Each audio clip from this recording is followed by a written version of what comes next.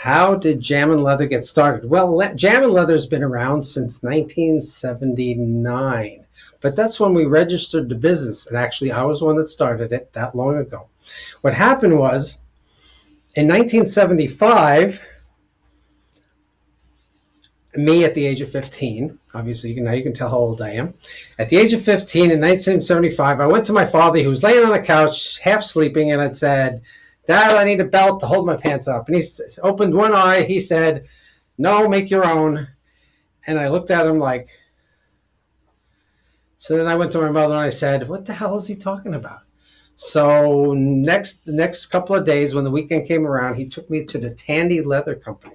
Tandy Leather sells kits to make belts and wallets and things like that for the crafter. And I picked out a kit and a nice little pattern, and I decided to make one myself. A couple of weeks later, after I finished it, my parents were so impressed. My mother decided to take it to work with her. And next thing you know, she's coming back and she's got people that want to place orders for belts and wallets and things like that. Well, obviously I started making a little bit of money then. Not much, but it was kind of fun and interesting to do because I had people that really liked my work. So then my father takes it to work, and he's a cop. So he brings it to the cop, and he comes home one day and says, I know somebody that needs a holster and a gun belt and a few other things. And it's like, I'm thinking, what the HE double hockey sticks is he talking about? So I ended up doing some custom work for some things, and they started buying some leather because there was a leather shop around the corner from my house, a leather supplier. They had raw materials besides the Tandy leather, and I started buying stuff from them. Well, what happened was I was doing that for the first few months. The next thing you know, when I went to that one supplier that was actually in Farmingdale, Long Island. It was called Worth Leather. They're no longer in business right now, but Worth Leather was out there, and I met the owner. His name was Saul, and Saul said, "Oh, you're such a cute little kid. I'm going to give you some merchandise, and you go to the flea market and sell it." I'm thinking, okay, if that's what you want to do. So he consigned merchandise to me to bring it to the flea market, which was really kind of interesting. So I got some merchandise from him, and I made a little bit of merchandise and brought it to the flea market. Well, to make a long story really short. Anyway, I went to the flea market the first day. I asked for a good space. The guy at the flea market, his name was Sonny. He owns the flea market in Farmingdale. That was called the Roosevelt. No, not the Roosevelt Field, but the Republic Airport Flea Market. And it's no longer around. But they had the owner, Sonny. He says, "Oh, you're a very cute kid." Gives me a noogie on the head. He says, "Yeah, you give me a really good space." So it sticks me in the corner somewhere. Crappy space. And I had all this merchandise, and I sold $20 worth of stuff, and it cost me $10 for the booth space. I was a little pissed off because I didn't make any money. So my mother says, "Oh, we'll just do it again next week." So I went to the guy. I said, "Sonny, you gave me a crappy space this time. Can you do any better this time?" So he says he gives me another space. And then that's the second time I was at the flea market. I made like $80, cost me $10 for the space.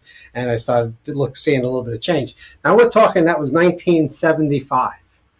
And since then, I did flea markets, craft shows, state fairs for the first 3 or 4 years. After that, until I got my business license in 79, and I got my first store at the age of 18. Then I opened up several more stores. Every year I opened up another store. And so I closed the bad ones, opened the good ones, and could do that for several years on the upstate New York region because I had moved up there in the meantime. But that's how the progression went for the store. And the next thing you know, to go several years later, I was doing okay with the stores. I had up to 6 running at one time. And then all of a sudden I was talking to a friend of mine. He said, "You should sell this stuff on the internet."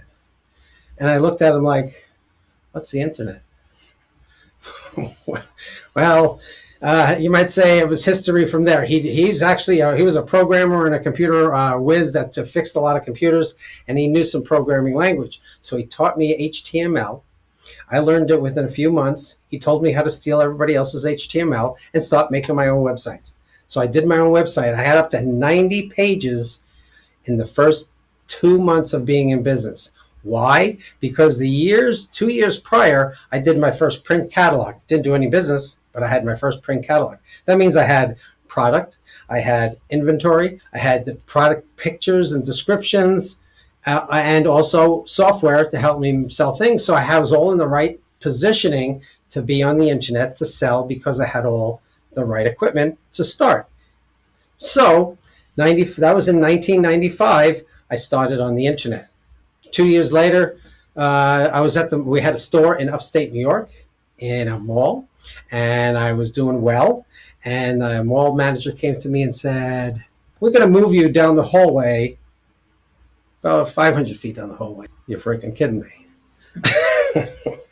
So he said, "Yeah, that's what we're doing. We've got another tenant that wants your space. Sorry about that." It's like, okay, I just put like $15,000 or so into the space after renovating it 6 months earlier. And it's like, how dare you make me move? Went home to my wife at the time and said, "Where do you want to move to?" It was that simple. Moved to Myrtle Beach in 1997, and then we continued on with the business here in 97.